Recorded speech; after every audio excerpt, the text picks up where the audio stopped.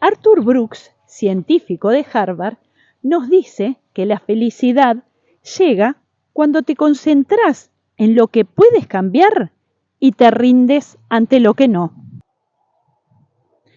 Cuando escuchamos esta frase, nos ponemos a pensar en lo que es la tercera edad, los años dorados, lo que es el otoño de nuestras vidas. ¿Cuántas veces pensamos en los abuelos, por ejemplo?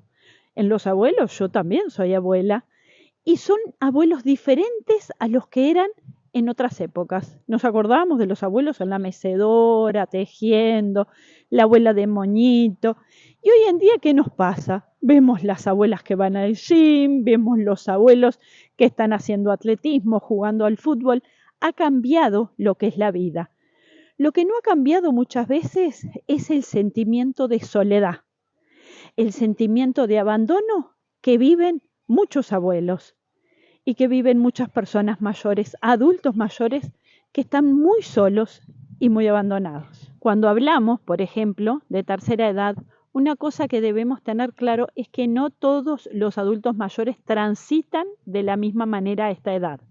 Debemos tener en cuenta que algunos están solos, otros están acompañados, unos viven con su familia, otros, lamentablemente, cuando la familia no tiene más remedio, muchas veces opta por un residencial. Y cuando esta familia opta por un residencial, que muchas veces son momentos muy difíciles, debemos tener en cuenta en qué lugar van a ir esas personas y si realmente como familia estamos listos para tomar una decisión tan difícil como esa. Entonces, una cosa importante a tener en cuenta es un cuento de Rolón. A mí Gabriel Rolón, un psicólogo argentino que me encanta y lo disfruto mucho, se los voy a contar de qué se trata. Gabriel Rolón contaba la siguiente anécdota.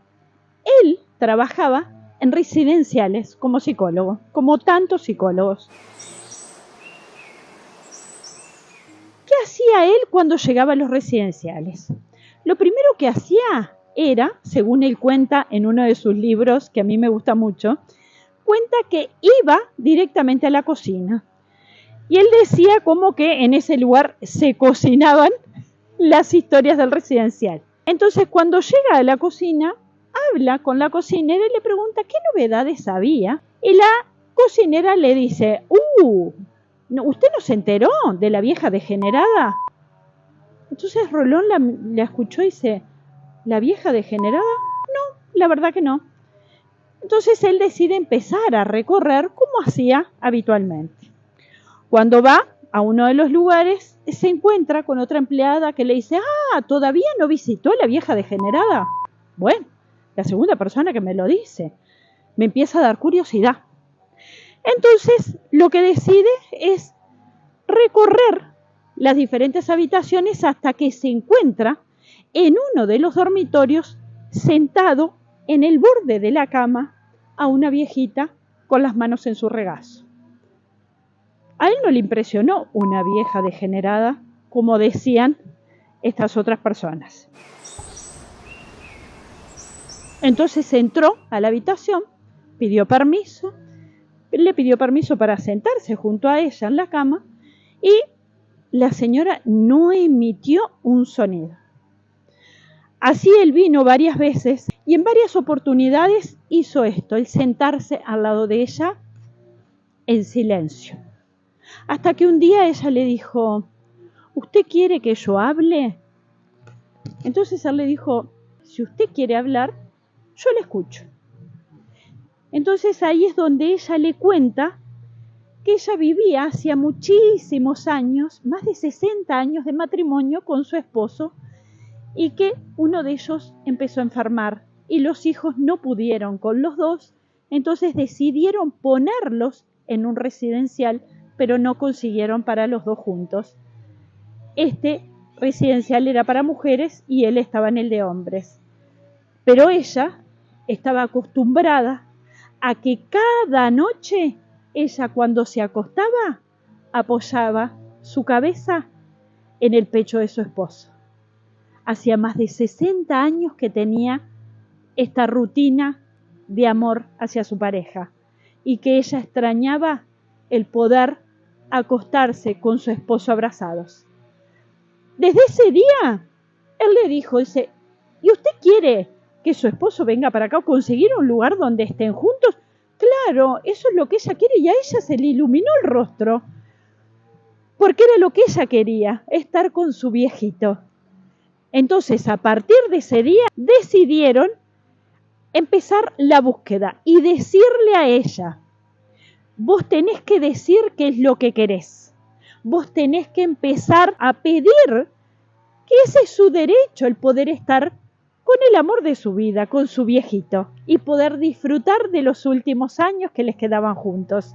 Así lo hicieron, y ella empezó a pedir, a suplicar, a hablar, pero empezó a hacer oír su voz. ¿Cuántas veces como viejitos esa voz está apagada? Entonces, una de las cosas importantes a tener en cuenta en esta lección de vida es justamente esto, el poder ponerle voz a nuestros deseos y el poder decir qué es lo que nos está pasando en cualquier etapa de la vida, porque si no decimos, nadie sabe lo que pasa por nuestra cabeza.